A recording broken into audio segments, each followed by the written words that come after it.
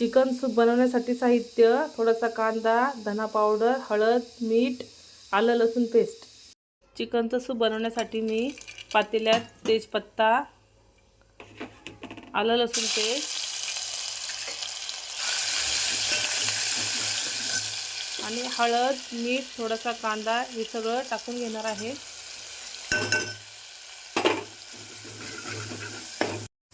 त्यानंतर धुतलेलं चिकन त्यामध्ये टाकून मिक्स करून घेणार आहे. असं परतून घ्यायचं थोडा 2-4 मिनिटं. चिकन शिजण्यासाठी असं प्लेटमध्ये वरतीच पाणी टाकायचं, कारण ते पाणी वाफेने खाली जातं आणि चिकन खूप छान सूप तयार होतं, टेस्टी लागतं. हे बघा, मस्त चिकन सूप तयार आहे. खूप छान आहे.